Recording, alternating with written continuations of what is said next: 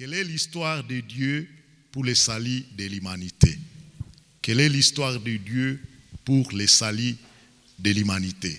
En tant que chrétien, vous devez connaître votre histoire du salut, mais aussi connaître quelle est l'histoire de Dieu pour le salut de l'humanité.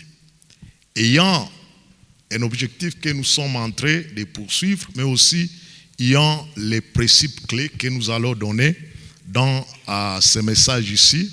Et avant de donner cela, je vais vous demander de lire avec moi au moins 4 passages dans la Bible. Le premier passage, c'est un passage que nous reconnaissons très bien. Jean chapitre 3, verset 16. La parole de Dieu nous dit ce qui suit en Jean chapitre 3, verset 16.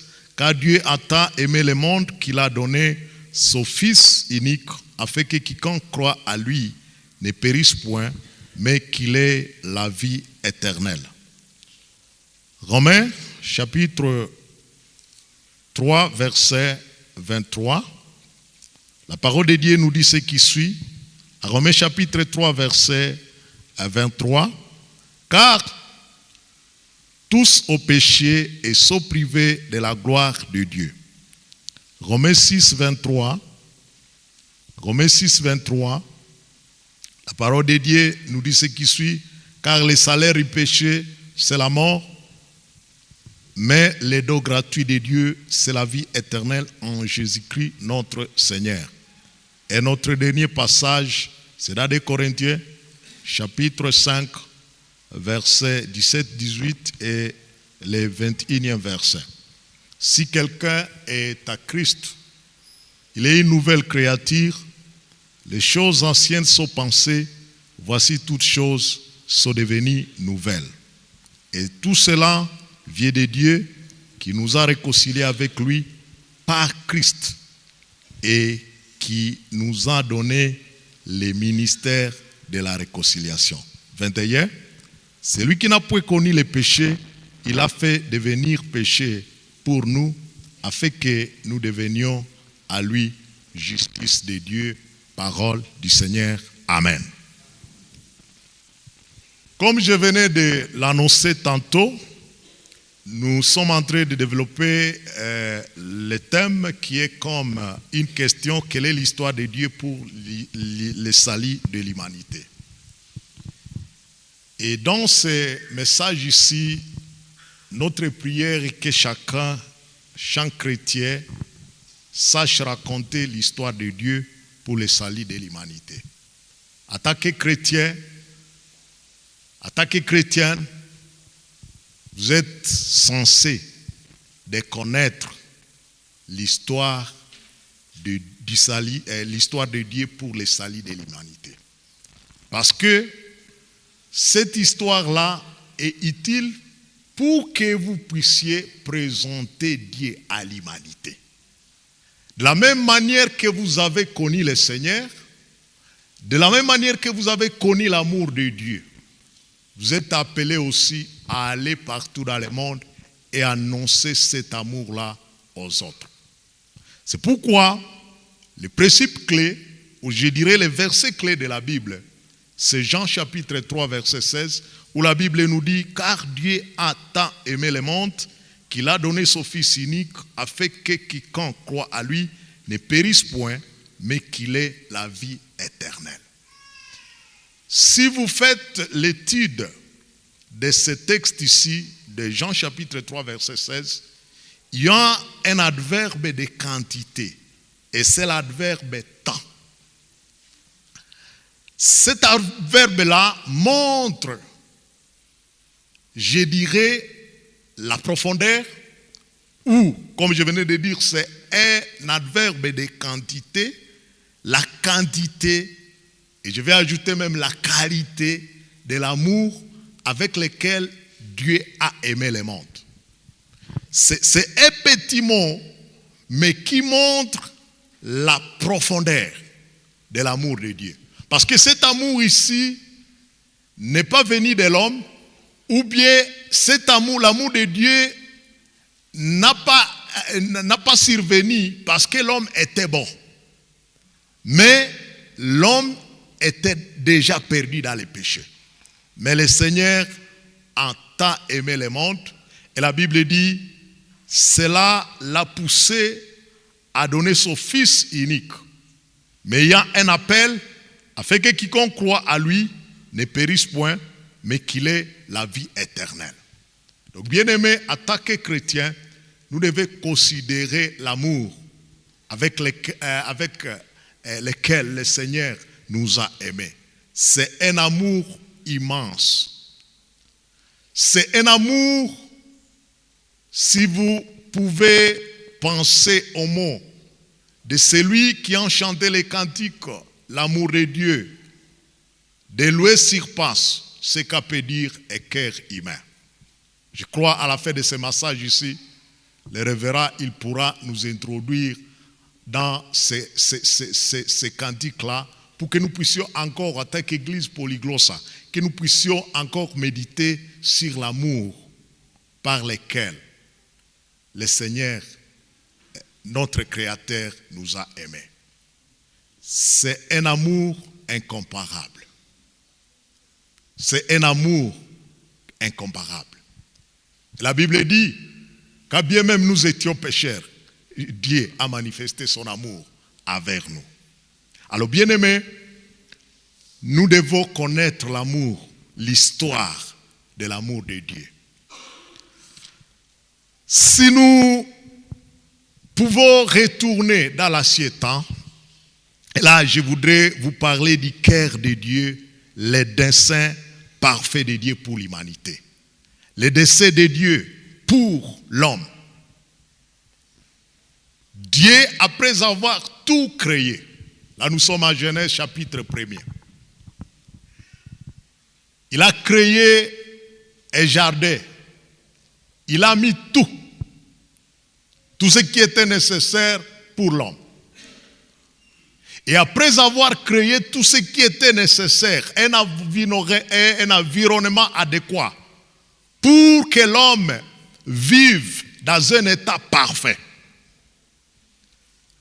Si vous lisez Genèse chapitre 1er, verset 26 à 27, le Seigneur, il s'est dit, dans sa Trinité, il a dit, faisons l'homme à notre image. Alléluia. Il dit, faisons l'homme à notre image. Vous pouvez lire ce passage-là.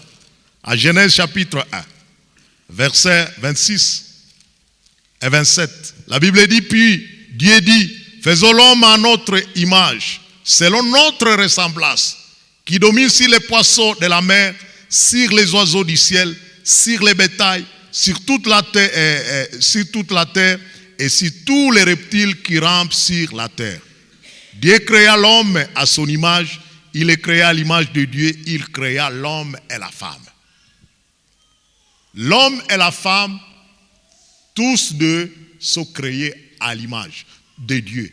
Tous deux sont créés à la ressemblance du Créateur.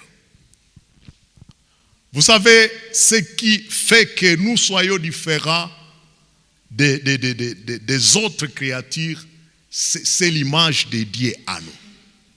Et par l'image de Dieu, il y a certains éléments, je peux citer 4, qui montrent l'image de Dieu à nous. D'abord, le souffle que vous avez. Si vous lisez Genèse chapitre 2, après que Dieu ait façonné l'homme, je dirais l'homme est paru comme un mannequin qui était devant Dieu, parce qu'il n'y avait pas de vie à lui. Mais la Bible dit, Dieu a soufflé dans ses narines. Là nous sommes au verset 7 de Genèse chapitre 2. Dieu a soufflé dans ses narines son souffle de vie. Et l'homme, ma Bible dit, l'homme devait une âme vivante. C'est à partir de ce souffle de vie que vous avez reçu du Créateur que vous avez commencé à s'émouvoir. Et à part le souffle de vie là, différemment des autres créatures, Dieu vous a doté de l'intelligence. Il vous a différencié des autres créatures. Vous êtes, ou je suis, une créature très merveilleuse. Parce que moi je suis intelligent. Et à cause de cette intelligence, Dieu agit à nous à travers l'intelligence qu'il a offerte à nous. C'est pourquoi, à cause de l'intelligence que Dieu vous a donnée, l'homme, bien que Dieu a créé le monde comme des choses brutes, mais l'homme, parce qu'il avait l'intelligence, il a la divinité à lui. Et même, David a dit que vous êtes des dieux. Parce que nous avons l'intelligence à nous, nous pouvons fabriquer des choses qui étonnent. Et tout ce que nous voyons ici, ces bâtiments ici, ça c'est la création de l'homme. Nulle part dans la Bible, Dieu n'a pas construit une maison. Mais il a donné les outils pour construire la maison comme celle-ci. Dieu n'a pas fabriqué un avion, mais il a donné à l'homme l'intelligence pour les différencier des autres créatures. Il a donné l'intelligence au point que l'homme peut se mettre et étudier la nature. Il peut voir, par exemple, un oiseau qui vole. Et à cause de cet oiseau-là, à lui, il y a l'intelligence de dire, donc on peut créer quelque chose qui peut voler dans l'air. Et à cause de l'intelligence, cela nous différencie d'autres créatures. Mais aussi Dieu a donné une conscience à toute créature humaine. La conscience. Même si on ne peut pas vous parler de quelque chose, par exemple, est péché, mais au moins à vous, il y a la police qui vous dit toujours que tu as mal fait. Et c'est ça même l'aspect moral que Dieu vous a donné, parce que vous êtes créés à son image. Vous ne pouvez pas agir comme une bête. Et quand vous n'êtes pas une bête, vous avez à vous l'aspect moral de Dieu. Par exemple, c'est un exemple, je dirais terre à terre. Vous avez besoin de faire pipi quelque part. Vous vous sentez que j'ai besoin de faire pipi. Si vous étiez un animal, vous pouvez faire, l'animal peut faire même pipi ici sur la chair ici, parce que lui n'a pas de conscience. Mais si vous, comme vous avez la conscience à vous, vous avez l'intelligence aussi, si vous êtes à bord de route, vous voulez faire pipi par exemple, vous allez regarder devant, derrière, à gauche et à droite. Personne ne t'a demandé de regarder devant, derrière, à gauche ou à droite. Non, c'est la conscience qui vous dit non. Comme moi j'ai un aspect moral à moi, je dois quand même vérifier ce qui est à moi, ce qui est à côté de moi. Ça c'est à cause de la conscience que vous avez. Et même si vous avez commis un péché, même si le pasteur n'est pas là, au moins Dieu vous a donné cette conscience à vous, différemment des bêtes et d'autres créatures. Donc bien aimé, je voudrais vous dire que vous êtes une créature si merveilleuse. Et le Seigneur compte sur vous parce que vous êtes créés à son image. Et la volonté de Dieu, le dessein de Dieu maintenant pour l'homme, cet homme qui est créé à son image, son plat, le cœur de Dieu pour vous. Ce qui était au commencement là, quand il a façonné un bon environnement où vous devriez vivre, son plat, c'était que vous puissiez vivre toujours dans une relation permanente avec lui. C'est ça le dessein de Dieu, c'est ça le plan de Dieu pour vous. Pour que vous puissiez vivre en harmonie, toujours en relation, toujours en communion avec le Seigneur. Et vous devez savoir qu'au début là, il n'y avait pas ni mort, il n'y avait pas ni maladie, il n'y avait pas ni souci, il n'y avait pas ni peur, même il n'y avait pas d'inquiétude au début là. Adam, avant la chute, il ne pouvait pas connaître des maladies, il ne pouvait pas connaître des morts, il ne pouvait pas connaître même des soucis, il n'avait pas peur de rien. La peur que nous pouvons avoir, tout cela, c'est le résultat du péché. Les inquiétudes que nous pouvons avoir, tout cela sont les résultats du péché. Mais au commencement là, c'était la parfaite harmonie avec notre Créateur. Mais le cœur de Dieu, c'est que vous puissiez vivre à parfaite harmonie avec lui. C'est pourquoi Dieu, quand il parle à son peuple Israël, si vous lisez à Isaïe chapitre 29, Dieu dit, j'ai un plat merveilleux pour vous. Alléluia. Le plat là, c'était pour qu'Israël demeure toujours dans sa relation permanente avec le Créateur. Malheureusement, Dieu a voulu appeler, rassembler Israël comme une poule rassemble ses poussées. Mais Israël n'avait pas compris la volonté, le plan de Dieu pour lui-même. Et c'est ce qui se passe même dans la vie de plusieurs personnes dans notre vie. Alors, il y a un de ces ici, je voudrais que notre frère nous protège ici l'image. Il y a ce que vous voyez en noir là, c'est ce que nous appelons les plans de Dieu ou les projets de Dieu pour vous. C'est un cœur parfait, c'est une vie parfaite où il n'y a pas de problèmes, où il n'y a pas de difficultés. Mais vous allez savoir que cette relation-là a été détruite par les péchés. Et c'est ce que nous voyons. Vous voyez le cœur qui était parfait, qui était blanc, comme ça se présente là. Là, il n'y avait pas de problème avec Dieu. Vous voyez maintenant des difficultés qui commencent.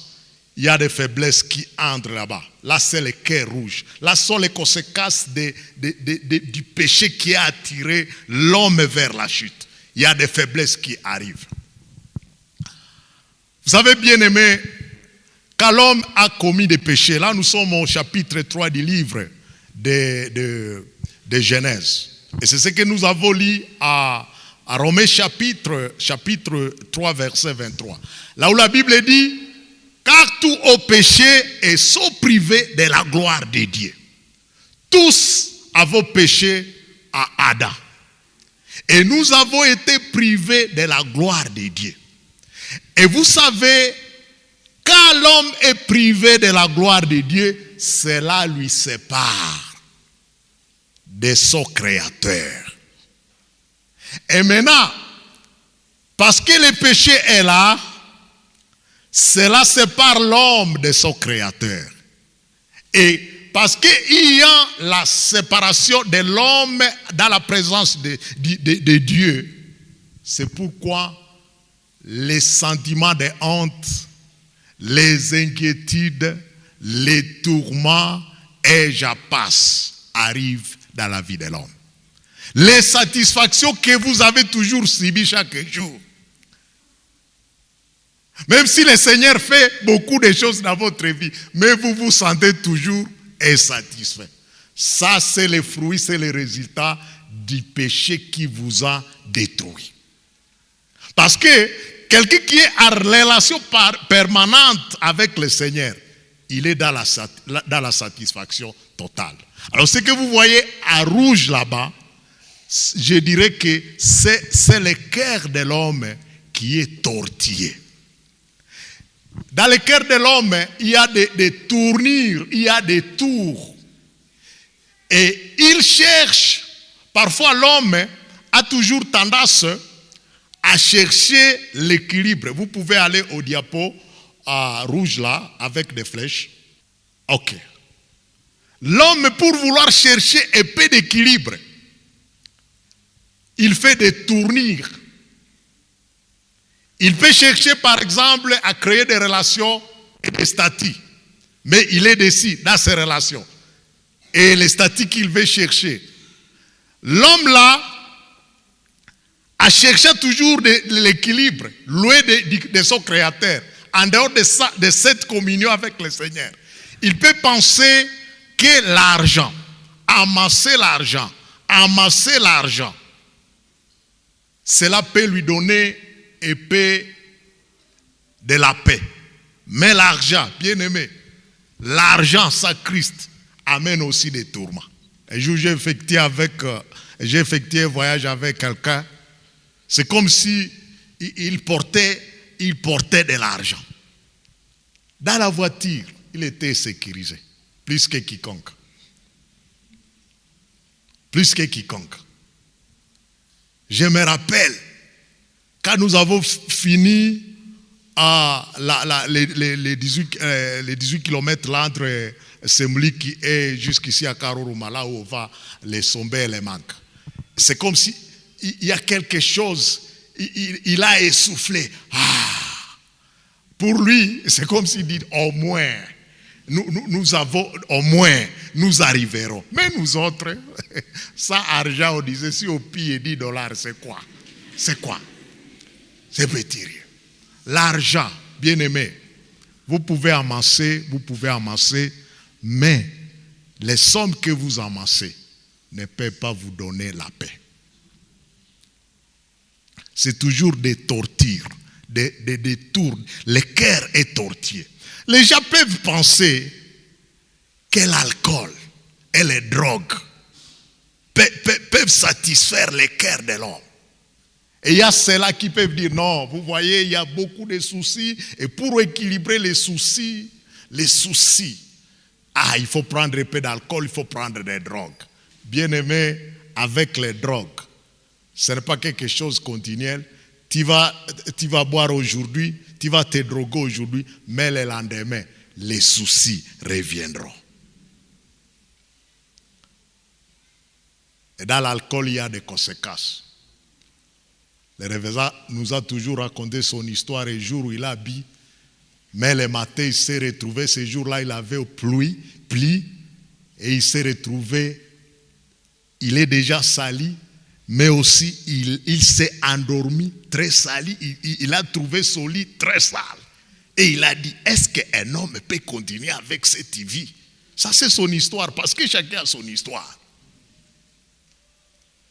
Il voulait se réfugier dans les drogues, mais dans les drogues, bien aimé, si vous êtes un drogueur ici, je vous informe qu'il n'y a pas de paix. Là, il n'y a pas de paix. C'est toujours des tourments, c'est toujours des tortures. Le cœur de l'homme est tortillé. Et enfin, la perdition dans la religion. Là, vous savez, quand on pratique la sorcellerie, c'est une façon de chercher aussi à adorer des divinités. Les guérisseurs. Et il y a ce qu'on appelle les gourous. Les gourous, c'est les maîtres dans la religion hindouisme. Donc, il y a les gens qui peuvent se dire, je dois avoir un maître spirituel. Mais dans le monde spirituel, en dehors du Christ qui est le maître, il dit non, celui-ci. Dans l'hindouisme, il y a celui qu'on appelle gourou. Il est le maître spirituel de certaines personnes. Je vous dis, la sorcellerie, si vous fréquentez les guérisseurs, si vous fréquentez les féticheurs, tous ces gens-là ne vont pas vous donner la paix. Mais au contraire, ils vont encore ajouter torture sur torture. Et c'est ça la situation. Et toutes ces choses-là que nous pouvons rechercher, et parfois ce sont des choses qui nous préoccupent. Ne pensez pas que dans ces choses-là, nous allons rétablir notre relation avec laquelle nous étions avec le Seigneur. Bien-aimés, la bonne nouvelle que nous avons pour vous ce matin est que Dieu est venu vers l'homme. Dieu est venu vers l'homme. Jean 3,16 nous dit, car Dieu a tant aimé le monde. Dieu a tant aimé le monde qu'il a donné son Fils unique, afin que quiconque croit à lui ne périsse point, mais qu'il ait la vie éternelle. Les soucis majeurs de Dieu, la préoccupation de Dieu pour avoir créé l'homme, c'est que l'homme vive en permanente communion avec lui.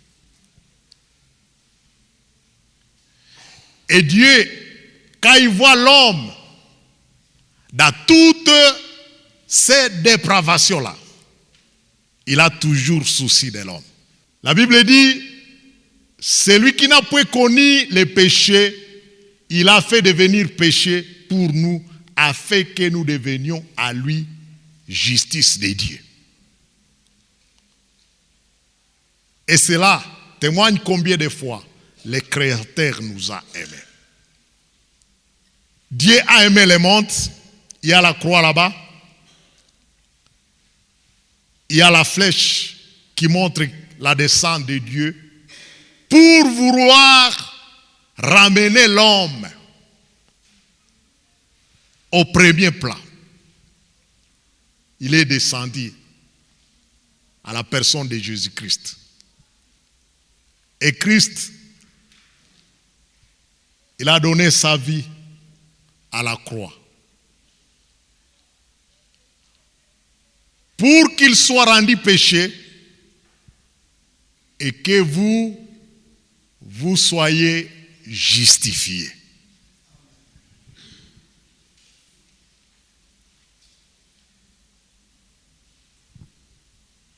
Dans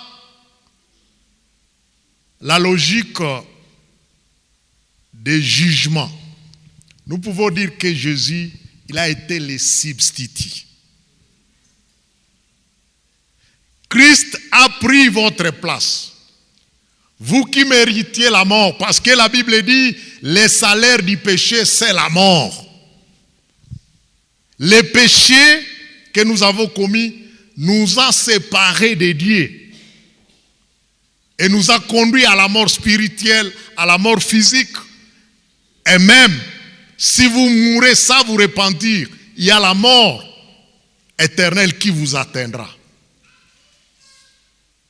Cette séparation avec Dieu, ça c'est la conséquence. Cela est la conséquence du péché. Mais Christ, il s'est fait comme le substitut. Il a pris notre place pour que nous qui étions injustes, lui soit injuste et que nous soyons justes. Alléluia.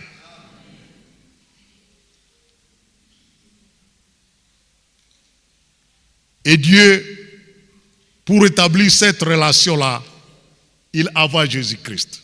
Et pour quiconque change, ça c'est la repentance, et croit à lui,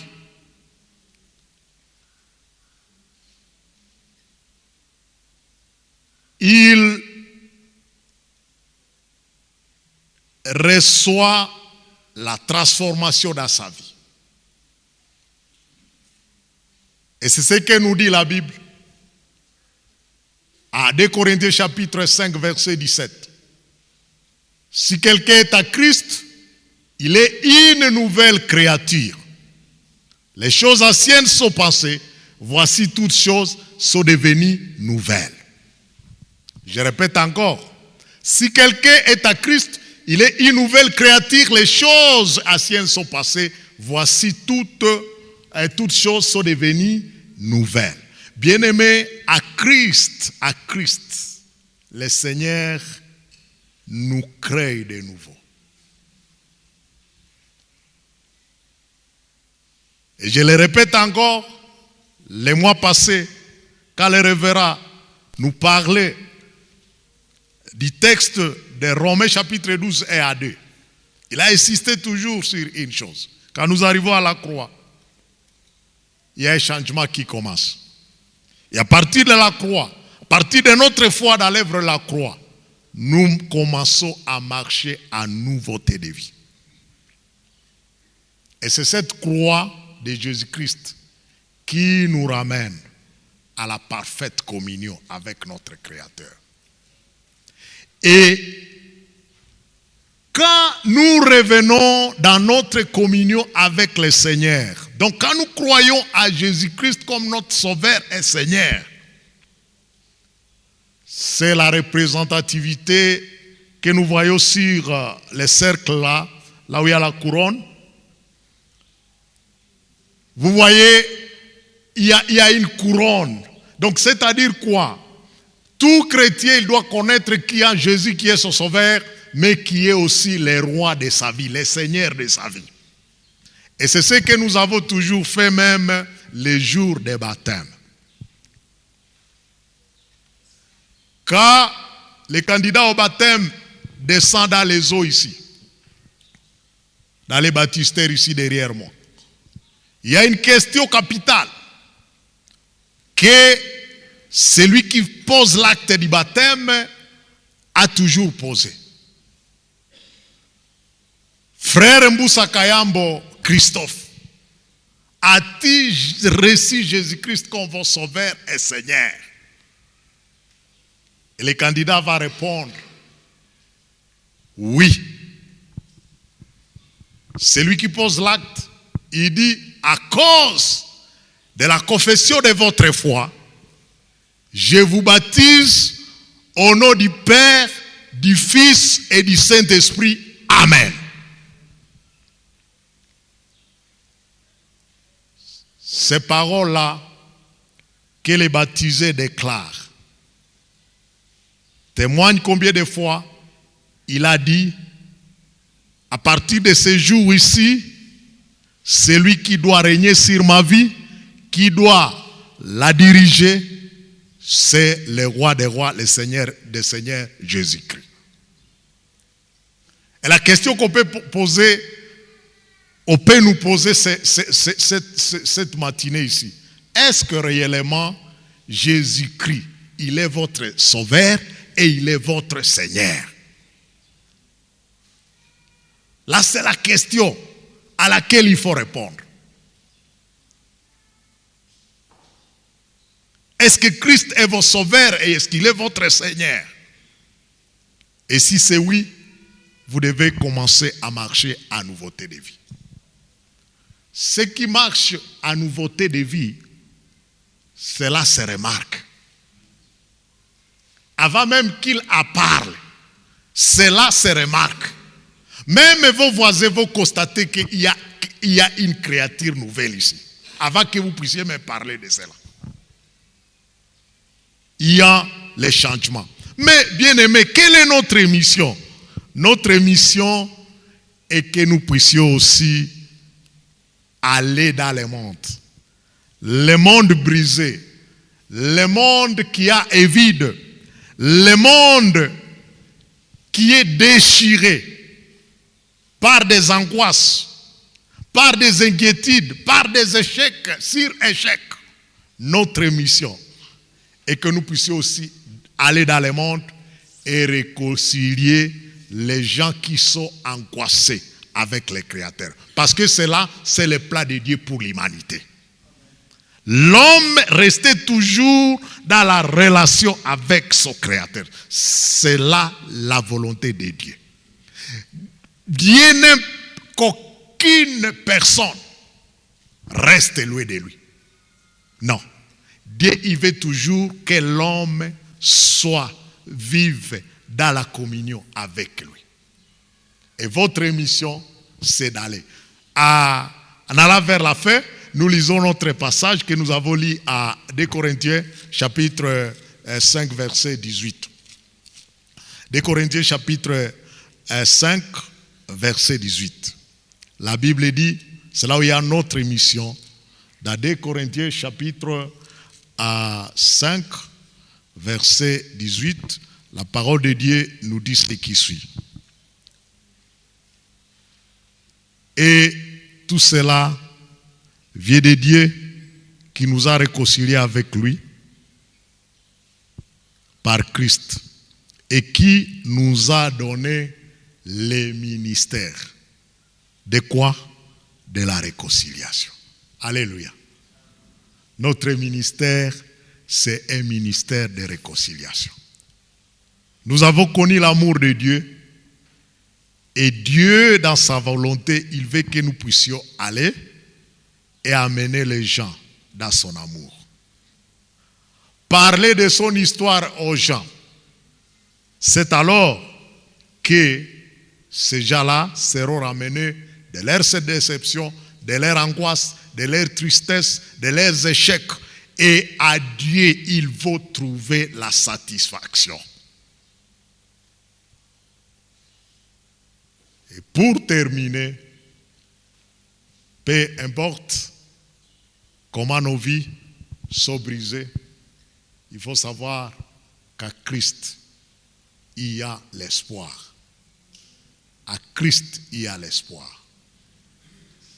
Bien-aimés, ceux qui sont à Christ, ceux qui ont connu Christ, malgré les multiples déceptions de la vie, mais car vous pouvez, si vous pouvez faire une observation ou bien vous faites un examen minutieux de leur cœur, vous allez sentir que leurs cœurs sont encore forts parce qu'ils sont christianés.